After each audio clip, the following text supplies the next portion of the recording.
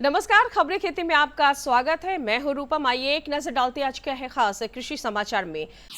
धान के न्यूनतम समर्थन मूल्य में 117 रुपए की वृद्धि। अब खरीफ मौसम में भी होगी प्याज की खेती।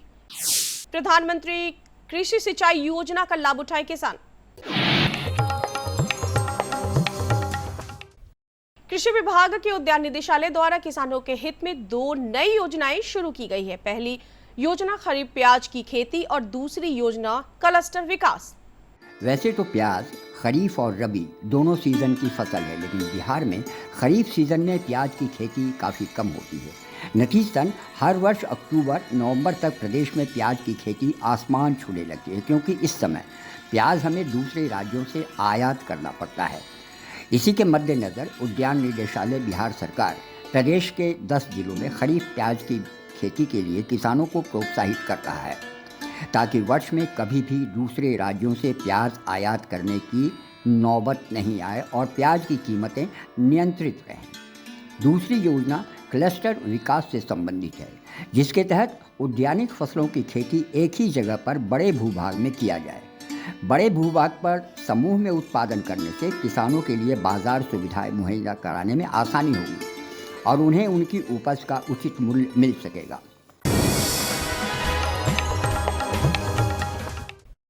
केंद्र सरकार ने 14 फसलों का न्यूनतम समर्थन मूल्य जारी कर दिया है। देश में अधिशेष चावल भंडार होने के बावजूद केंद्र सरकार ने किसानों के हित में धान के एमएसपी में 117 रुपए की वृद्धि की है। इस वृद्धि के बाद खरीफ विपणन सत्र वर्ष 2024-25 के लिए धान का न्यूनतम समर्थन मूल्य 5.35% बढ़कर 2300 प्रति क्विंटल कर दिया गया है।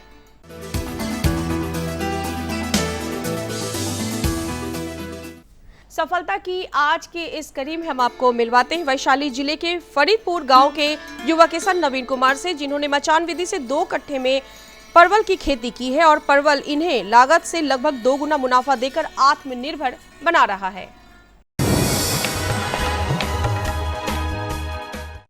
किसान भाइयों, जुलाई वर्ष 2015 को हर खेत को पानी के आदर्श वाक्य के साथ शुरू की गई थी। प्रधानमंत्री कृषि सिंचाई योजना पानी की बढ़ती कमी को देखते हुए बूंद बूंद जल का उपयोग करना ही इस योजना का मुख्य लक्ष्य है। इसके लिए सरकार किसानों से ड्रिप एवं स्प्रिंकलर सिंचाई प्रणाली अपनाने पर जोर दे रही है। इस पर केंद्र एवं राज्य सरकार की ओर से सब्सिडी का भी लाभ किसानों को प्रदान किया जाता है। प्रधानमंत्री कृषि सिंचाई योजना का उद्देश्य पानी की बर्बादी को कम करते हुए हर खेत को पटवन के साथ खेती वाले क्षेत्र का विस्तार करने और कृषि कार्यों में जल का कुशल प्रबंधन करने के प्रति देश के तमाम किसानों को जागरूक करना और अनुदान देकर ड्रिप और स्प्रिंकलर जैसी आधुनिक सिंचाई पद्धतियों के व्यवहार के लिए किसानों को प्रेरित करना है। ड्रिप सिंचाई प्रणाली के तहत खेत की फसलों की जड़ों तक बूंद बूंद पानी पहुंचाया जाता है। इस प्रक्रिया में फसलों तक उतना ही पानी पहुंच पाता है जितनी उन्हें अच्छी बढ़वार के लिए ज़रूरत होती है। इसी प्रकार स्प्रिंकलर यानी फव्वारा सिंचाई प्रणाली में पानी का हवा में छिड़काव किया जाता है और ये पानी कृत्रिम वर्षा के रूप में भूमि की सतह पर गिरता है। सिंचाई की इस विधि में पटवन क्यारियों में न करके पाइप एवं नोजलों के सहारे किया जाता है। यह विधि काफ़ी कारगर है, जो भूमि के कटाव को रोकता है और समान रूप से हर पौधे तक पानी पहुंचाना सरल बनाता है। वैज्ञानिक सिंचाई, कम श्रम और कम लागत जैसे गुणों वाली सिंचाई की ऐसी ही पद्धतियां आज की ज़रूरत है।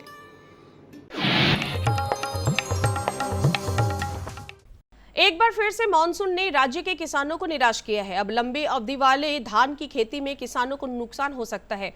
इस स्थिति में कृषि वैज्ञानिकों ने कम अवधि वाले धान के प्रभेदों से धान की खेती करने की सलाह किसानों को दी है।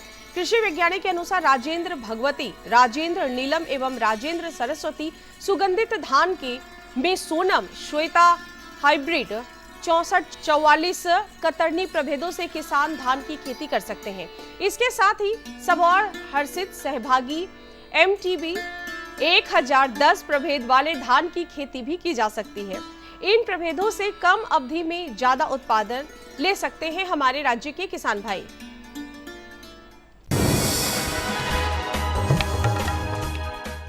आइए अब एक नजर डालते हैं मंडी के ताजा भाव पर। राजधानी पटना की अनाज मंडियों में आज चावल गेहूं के भाव कुछ इस प्रकार स्थिर रहे। लोकल गेहूं 3000 रुपये प्रति क्विंटल, एमपी गेहूं 4300 रुपये प्रति क्विंटल, अरवा चावल 6000 रुपये प्रति क्विंटल, जबकि बासमती चावल 10,000 रुपये प्रति क्विंटल। चलते चलते किसान भाइयों, आप देखिए मौसम का पूर्वानुमान। आसमान बादलों से घिरा रहेगा और सुबह की शुरुआत बारिश से होने की संभावना है। अधिकतम तापमान में थोड़ी कमी आने के कारण लोग राहत महसूस कर सकेंगे।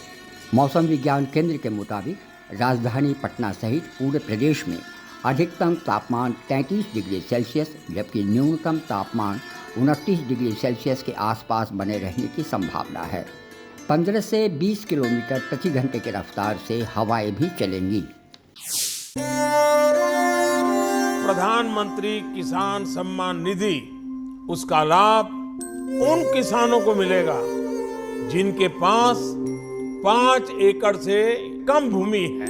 आजादी के बाद देश के इतिहास में किसानों के लिए बनी ये सबसे बड़ी योजना है। प्रधानमंत्री किसान सम्मान निधि। इस योजना के तहत 2 हेक्टेयर तक की जोत वाले किसान परिवार को 6,000 रुपए का सालाना भुगतान होगा, जो पात्र किसानों को 2-2 हजार की 3 किश्तों में सीधा उनके खातों में जमा होगा। इन पात्र परिवारों का चयन राज्य सरकार कर रही है। इस योजना का पूरा खर्च भारत सरकार वहन कर रही है। सम्मान, जिस पर हमेशा अन्नदाता का हक था, उसे अब वो सीने पर लगाकर घूम भी सकेगा। प्रधानमंत्री किसान सम्मान निधि, किसान की किसानी का नया अभिमान। अभी आप देख रहे थे कृषि जगत से जुड़ी तमाम खबरों को खबरें खेती के माध्यम से। नमस्कार, मैं पूनम आप तमाम हमारे किसान भाइयों का स्वागत करती हूं आपके अपने कार्यक्रम कृषि दर्शन में। किसान भाइयों, यह कार्यक्रम बेहद खास है क्योंकि यह कृषि से लेकर सरकार की नवीनतम योजनाओं की जानकारी देता है, साथ ही तकनीक और पशुपालन संबंधी जानकारी भी आपको मुहैया कराता है। किसान भाइयों, इसी कड़ी में आज हम बात करेंगे कि कैसे पशु पोषण संबंधी तकनीकी ज्ञान प्राप्त किया जाए और क्या फायदे हैं इससे दुधारू पशुओं को, जानेंगे हमारे विशेषज्ञ डॉक्टर संजय कुमार से।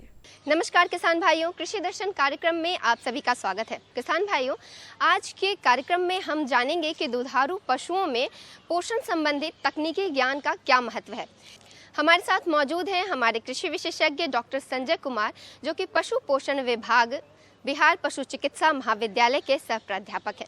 तो डॉक्टर साहब, आपका हमारे कार्यक्रम में बहुत बहुत स्वागत है। नमस्कार डॉक्टर साहब, हम आपसे जानना चाहेंगे कि वैसे पशु, दुधारू पशु जो कि 20 लीटर, 10 लीटर या 15 लीटर तक के दूध देती हैं, उन्हें हमें किस तकनीक से चारा देना चाहिए, कौन सी तकनीक से चारा बनाकर देना चाहिए जिससे कि वो अधिक से अधिक दूध का उत्पादन कर सकें और स्वस्थ भी रह सकें, और साथ ही साथ आप हमारे किसान भाइयों को बताएं कि इसकी मात्रा कितनी होनी चाहिए।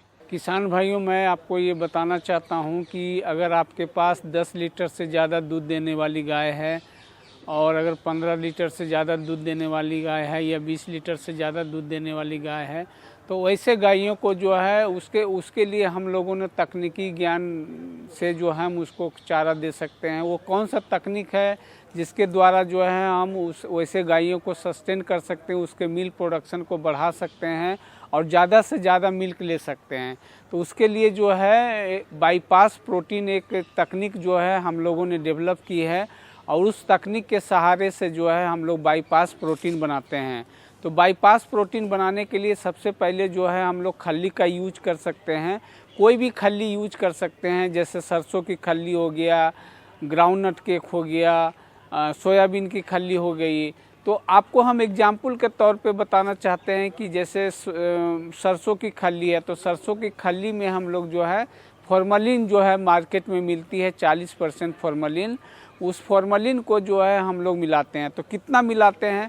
मिलाने के लिए 11.2 ml जो है फॉर्मलिन जो है हम 1 किलो खल्ली को ग्राइंड करके उसमें मिलाते हैं और उस खल्ली को जो है हम लोग यूज करते हैं। तो जैसे आपके पास 50 किलो खल्ली है तो लगभग 560 से 570 ml जो है फॉर्मलिन जो है आप मिलाएंगे, उसमें मिला करके बढ़िया से और उसके बाद बोरी में बंद कर देंगे। बोरी में बंद करने के बाद 8 दिन के बाद जो है वो बोरी में रखा हुआ जो खली है जिसमें आपने फॉर्मल्डिहाइड ट्रीटमेंट किया था वो बन के जो है तैयार हो गया है। अब उस खली को जो है हम लोग जानवरों को जो है खिलाते हैं। जनरली 10 लीटर से ज़्यादा दूध देने वाली गायों को खिलाते हैं, क्योंकि वैसे गायों को ही जो है बाईपास प्रोटीन की ज़्यादा ज़रूरत होती है।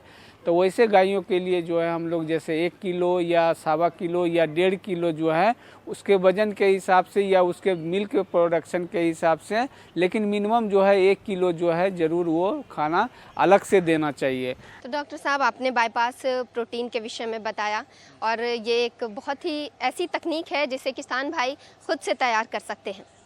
तो ये तो हुई डॉक्टर साहब प्रोटीन की बात, लेकिन हमारे पशुओं में कई बार फैट की भी आवश्यकता होती है।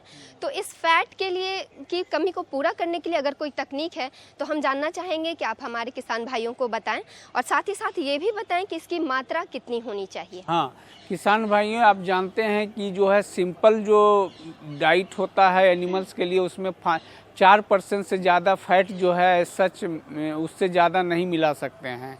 तो इसके लिए जो है हम लोग क्या करते हैं कि ज़्यादा फैट अगर देना है तो हम बाईपास फैट के रूप में देते हैं। बाईपास फैट जो है हम लोग 10% तक जो है सप्लीमेंट कर सकते हैं। ऐसा क्यों? क्योंकि बाईपास फैट जो होता है वो रूमेन जो होता है, गाय का जो पेट होता है वो 4 भाग में बटा रहता है, जिसमें रूमेन में जो है वो डिग्रेड ना करके एबोमाजम में जाके डिग्रेड करता है और वो ग्लूकोनियोजेनेसिस प्रोसेस से जो है ग्लूकोज बनाता है। बाकी बॉडी में जो है वो फैट जो है यूज होते हैं, उसके ग्रोथ में यूज होते हैं, मिल्क प्रोडक्शन के फैट में यूज होते हैं।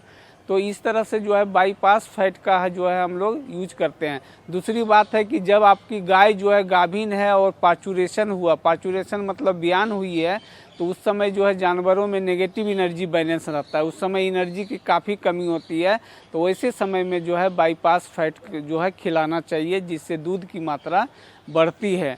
बाईपास फैट कितना खिलाना चाहिए? तो एक जानवर को जो दुधारू पशु है उसको कम से कम जो है 200 ग्राम जो है पर डे के हिसाब से खिलाना चाहिए।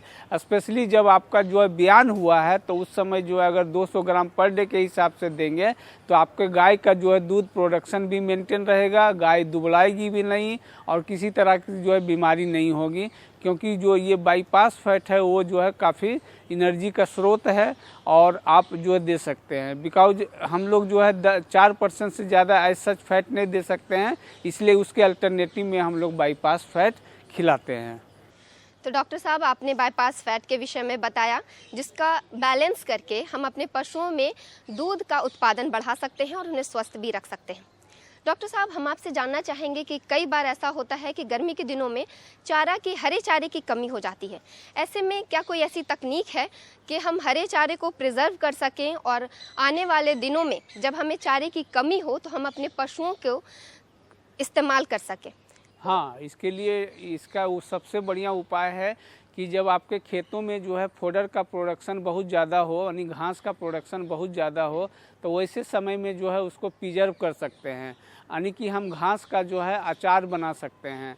अगर घास का अचार को हम लोग जो है साइलेज बोलते हैं, और जनरली जो है जिस घास में जो है कार्बोहाइड्रेट की मात्रा जो है 50% से ऊपर होता है, वैसे घास को हम सेलेक्ट करके उसका साइलेज बनाते हैं। तो साइलेज जो है हम लोग प्रिजर्वेशन का एक मेथड है, और उस मेथड के द्वारा हम कैसे बनाते हैं, सबसे पहले ये हम आपको बताने जा रहे हैं कि सबसे पहले जो है उसमें मॉइस्चर जो है 70% होना चाहिए। जनरली जब हम जैसे मकई का अगर साइलेज बनाने जा रहे हैं तो मकई का घास का जो है उसमें 85% या 80% पानी होता है। तो कटिंग करके जो है हम खेत में थोड़ा देर छोड़ देते हैं 1-2 घंटे के लिए, तो उसका मॉइस्चर लेवल 65 से 70% आ जाता है। उसके बाद वैसे घास को जो है चाफ कटर पे हम कटिंग करते हैं। कटिंग करने के बाद जो है साइलो पीट में जो है उस घास को डालते हैं, ट्रैक्टर से जो है उसको चापते हैं। चापने के बाद जो है उसमें 1% मिनरल मिक्सचर, 1% यूरिया और 1% जो है हम लोग वे पाउडर या और कोई प्रोबायोटिक्स या प्रीबायोटिक्स जो है हम लोग मिलाते हैं। मिला करके जो है फिर उसको प्रिजर्व करने का, एक बार डालने के बाद ट्रैक्टर से चापते हैं, फिर दोबारा जो है हम उस पर घास डालते हैं, फिर छिड़काव करते हैं इन घोल का, उसके बाद फिर जो है ट्रैक्टर से चापते हैं। इस तरह से जो है हम साइलेज जो है ऊपर जब भर जाता है तो उसको जो है हम ढक देते हैं प्लास्टिक से, फिर मिट्टी का लेप लगा देते हैं। मिट्टी का लेप लगा करके गोबर से उससे लेप लगाते हैं ताकि उसमें ऑक्सीजन की मात्रा ना घुस सके। उसके बाद जो है ये 35 से 40 दिन में जो है ये साइलेज बन के तैयार हो जाता है। उस साइलेज को जो है हम लोग जो हरा चारा आप जो है 15 से 20 किलो जो जानवर को खिला रहे थे, उतना ही मात्रा में आप प्रतिदिन के हिसाब से वैसे समय में खिलाएं जब आपके जानवरों को खिलाने के लिए उपलब्ध जो है हरा चारा वो नहीं हो, खेतों में नहीं हो, उसकी कमी हो, स्कार्सिटी हो, तो ऐसे समय में साइलेज जो है खिलाइए। चूँकि साइलेज जो है एक तरह का अचार है तो ये काफ़ी टेस्टी पैलेटेबल होता है, जिसके कारण जो है दूध की प्रोडक्शन भी बढ़ती है और हरा चारा से भी बेहतर रहता है। तो ऐसे समय में जो है आप इसको साइलेज का यूज कर सकते हैं और ये आपके लिए बहुत फ़ायदेमंद रहेगा। तो डॉक्टर साहब, आपने दुधारू पशुओं के पोषण के संबंध में बेहद ही अच्छी तकनीक के विषय में बताया। उम्मीद है हमारे किसान भाइयों को इसका फ़ायदा अवश्य ही मिलेगा। तो डॉक्टर साहब, आपका हमारे कार्यक्रम में आने का बहुत बहुत धन्यवाद। किसान भाइयों, अभी आपने जानकारी प्राप्त की दुधारू पशुओं में पशु पोषण संबंधी तकनीकी जानकारी। अब बढ़ते हैं कार्यक्रम के अगले भाग की ओर। किसान भाइयों, छोटे सीमांत किसान और साथ ही भूमिहीन किसानों के लिए पशुपालन अपने आप में, खासकर बकरी पालन, एक आय का प्रमुख स्रोत है। ऐसे में आप अगर अपने पशुओं की यानी बकरियों की देखभाल सही तरीके से ना करें तो उनमें कई तरह के रोग उत्पन्न हो जाते हैं। उन्हीं रोगों में से एक है PPR रोग। तो आइए जानते हैं कि इस रोग से कैसे बचाव किया जाए और क्या कारण है PPR रोग होने के और इसके रोकथाम कैसे की जाए, हमारे विशेषज्ञ डॉक्टर दीपक कुमार से। नमस्कार दोस्तों, मैं हूं कुमार इंद्रजीत और आप सभी का स्वागत है कृषि दर्शन कार्यक्रम पे। जैसा कि आप जानते हैं कि इस कार्यक्रम में हम कृषि से जुड़ी महत्वपूर्ण जानकारी आप तक पहुंचाते हैं और आज इसी खास कड़ी में हम बात करेंगे बकरियों में होने वाले PPR रोग के बारे में। PPR रोग है क्या, इसकी रोकथाम कैसे होगी, इन सब से जुड़ी महत्वपूर्ण जानकारी देने के लिए आज हमारे साथ मौजूद हैं डॉक्टर दीपक कुमार, सह प्राध्यापक बिहार वेटरनरी कॉलेज से। सबसे पहले डॉक्टर साहब, आपका बहुत बहुत धन्यवाद हमारे इस कार्यक्रम में आने के लिए। आज का बहुत ही प्रमुख जो है विषय पे जो है बातें करना है। बकरियां जानते हैं कि ये किसानों का जो गरीब किसानों हैं उसके लिए ये गाय हैं, एक आमदनी का जरिया है। कम पैसे का जो है लागत लगा के हम लोग जो है अच्छे आमदनी कमा सकते हैं। बकरी पालन में जो है कुछ ऐसे चीज़ें हैं जिसको कि हम अगर उसके बारे में जानकारी रखें, उसके बचाव के बारे में जाने तो जो है हम बकरी पालन से अच्छे लाभ कमा सकते हैं। उसी में से जो है एक प्रमुख बीमारी है बकरियों में होने वाली, जिसको कि हम लोग PPR, पेस्टिडिसपेटाइटिस इन रूमिनेंट, जिसको कि हिंदी में काटा बीमारी के नाम से भी जानते हैं, उसके बाद गोट प्लेग के भी नाम से जानते हैं। प्लेग मीन्स जहाँ पे जो है किसी भी मनुष्य में हो या किसी भी पक्षी में हो या कोई भी जानवर में है प्लेग लग गया तो इसका मतलब है कि उस में जो है ज़्यादा मृत्यु दर होना तय है अगर वो बीमारी लग गई है। तो उसी में से ये जो है PPR विषाणु जनित रोग है जो कि मार्बली वायरस से होता है और इसमें जो है बकरियों में बहुत ज़्यादा तापमान बढ़ जाता है, शरीर में खाना पीना छोड़ देती है, मुंह में जो है फफोले जो है आ जाता है, नाक में जो है तरल पदार्थ का जो है उत्सर्जित होने लगता है नाक और मुंह, आँख से जो है किचड़ी आने लगता है जिसके कारण जो है आँख सट जाता है, नाक से जो है सांस अच्छे तरह से नहीं ले पाती है, खाना जो है अल्सरेशंस घाव आ जाने के कारण मुंह में जो है खाना पीना बकरियां छोड़ देती है। उसके साथ साथ जो है सीवियर जो है डायरिया जो है पतला पैखाना होना शुरू हो जाता है और इसी दरमियान में जो है डिहाइड्रेशंस में जाता है, एक्सेस द्रव्य का जो है लॉस होता है और उसके कारण जो है बकरियां का मृत्यु हो जाती है। जैसा कि डॉक्टर साहब ने बताया अभी कि हाँ PPR रोग है क्या और ये इसके लक्षण क्या क्या है। डॉक्टर साहब, मैं जानना चाहूँगा कि PPR रोग फैलता कैसे है और इसके निदान कैसे किया जा सके, इससे कैसे बचा जा सके, तो इसके बारे में थोड़ा हमारे किसान भाइयों को बताइए। ये जो है बीमारी मैंने शुरू में ही बताया, ये विषाणु जनित रोग है, जो इसको कि हम लोग इंग्लिश में वायरल डिजीज बोलते हैं। और ये पार्टिकुलर वायरस जो है मोरबिली वायरस जो है ये इस बीमारी को फैलाने का जो है काम करता है। ये बीमारी जो है वह स्वस्थ पशुओं में अगर आ जाती है तो इसका जो नाक से मुंह से लार टपकता है, उसके बाद जो है मल मूत्र से जो है वायरस विषाणु जो है उत्सर्जित होता है। और वो वायरस जो है किसी भी सोर्स से, चाहे तो पानी हो, खाना हो, या जो वर्कर्स हैं उसके साथ या ओनर्स हैं जो अस्वस्थ पशु को भी देख रहे हैं, उसके बाद जो है बिना सैनिटाइज किए हुए, बिना अपने हाथ को धोए हुए अच्छे से फिर स्वस्थ पशु के संपर्क में आ जाते हैं, तो ये जो है विषाणु जो अस्वस्थ पशु से स्वस्थ पशु में जो है आसानी से ट्रांसमिट हो जाता है। उसके बाद हवा के द्वारा फॉमिटी जो है पशु अगर छींकता है, अगर वो जो है वायरस फिर हवा में फैल के फिर जो है स्वस्थ पशु के संपर्क में आ सकता है। तो स्वस्थ पशु से अस्वस्थ पशु से स्वस्थ पशु में जो ये ट्रांसमिशंस का जो है जरिया है। अगर बकरियों में जो है बीमारी आ गई है तो इससे जो है हम लोग को कैसे जो है बचना है। तो फर्स्ट है कि पहले तो ये विषाणु जनित रोग है, इसका जो है सटीक कोई ट्रीटमेंट नहीं होता है, तो ये सिम्टोमेटिक इसका जो लक्षण के आधार पे जो है इसको हम लोग ये नज़दीक के जो है वेटनरी डॉक्टर्स के संपर्क में जाके इसको सिस्टमेटिक जो है ट्रीटमेंट जो है वेटनरियंस देते हैं। मतलब इसमें होता है कि ये नीमो इंट्राइटिस कम्प्लेक्स पैदा करता है, मतलब निमोनिया, मतलब लंग्स और जो है आहार नली दोनों जो है साथ में ये एक जैसा ही संक्रमित होता है। निमोनिया हो जाएगा, छींकेगा, नाक से तरल पदार्थ का जो है उत्सर्जन होगा, उसके बाद सांस लेने में तकलीफ़ हो जाता है। नेजल स्पेसेस में जो है ठीक है जो है एक्जुडेट्स, मतलब जो नेटा या पोटा जिसको बोलते हैं वो भर जाएगा, जिसके कारण जो है बकरियां सांस नहीं ले पाएगी। उसके बाद जो है आँख में जो है किचरी का जो है एक्सेस किचरी का उत्सर्जन होता है, जिसके कारण आँख सट जाता है। उसके बाद मुंह में जो है फिर फोला आ जाता है, मुंह में जस्ट जो है अल्सरेशन जिसको कहते हैं, एक फोला डेवलप हो जाता है उसके लिप्स के ऊपर, फेस के ऊपर, और जो है उसके कारण जो है वो बहुत ही दर्दनाक होता है, जिसके कारण बकरियां कुछ खाना पीना नहीं ले पाती है और जो है वो एनोरेक्सिक सिचुएशंस में चला जाता है, नहीं खाना पीना लेने के कारण। और उसके साथ साथ जो है इंट्राइटिस भी डेवलप हो जाता है, मतलब पतला दस्त शुरू हो जाता है। उस दरमियान में जो है एक्सेस जो है दर्द का जो है लॉस होता है और सीवियर डिहाइड्रेशंस में जाने का बकरियां जो है इलेक्ट्रोलाइट डिसबैलेंस होंगे और जाके बकरियां मर जाती है।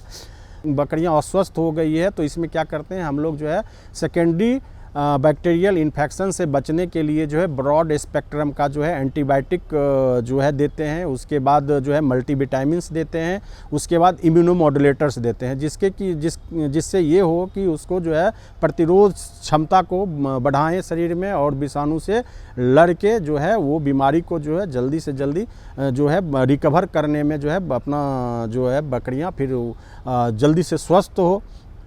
उसके बाद जो है किसान भाइयों को एक प्रमुख बातें बताना है कि जो है prevention is the better than cure, मतलब जो है किसी भी बीमारी को आने के पहले जो है उसका हम लोग जो है प्रिवेंशन बचाव अगर कर लें तो कोई भी बीमारी जो है जल्दी नहीं आएगा। तो जो है विषाणु जनित रोग का एक ही उपाय है कि वो वैक्सीनेशन और PPR का जो है वैक्सीन्स जो है बहुत आसान जो है बहुत सस्ते दर पे जो है 50 से 100 डोज का मात्र 200 से 300 रुपये में जो है मार्केट में मिलता है, या हमारा बिहार सरकार के द्वारा योजना चलता है, वैक्सीनेशन प्रोग्राम चलता है। जब भी वैक्सीनेशन कराने के लिए जो है वैक्सीनेटर्स आए तो उस वैक्सीन आसानी से करें। वैक्सीन करने के पहले डिवॉर्मिंग दे दें, मल्टीविटामिन दे दें, जिसके कारण कि वैक्सीन जो है वो अच्छे से काम कर पाए। उसके बाद जो है वैक्सीन जो है लेके चमड़े में दिया जाता है 1 ml के डोज में, और ये वैक्सीन का जो है 3 साल तक जो है प्रभाव रहता है। तो ये अगर इस बीमारी से बचना है तो वैक्सीनेशन जो है ज़रूर कराएं, ये जो है हमारा सलाह है। सॉरी। जैसा कि डॉक्टर साहब ने पीपीआर से जुड़ी बहुत सी महत्वपूर्ण जानकारियाँ हमें और आपको बताई हैं, तो उम्मीद करता हूं कि आप लोगों को ये जानकारी बहुत अच्छी लगेगी। डॉक्टर साहब इतनी अच्छी जानकारी देने के लिए आपका बहुत बहुत धन्यवाद। किसान भाइयों, आज के कार्यक्रम में बस इतना ही। अगले अंक में हम फिर मिलेंगे ऐसे ही कुछ नई और खास जानकारियों के साथ। तब तक मुझे और पूरी कृषि दर्शन टीम को दे इजाजत। नमस्कार। हमारा पता है कृषि दर्शन, कमरा नंबर 203, द्वारा केंद्र निदेशक, दूरदर्शन केंद्र पटना, फ्रेजर रोड, पटना। हमारा ईमेल एड्रेस है director@ddkpatna@gmail.com और kddkpatna@gmail.com।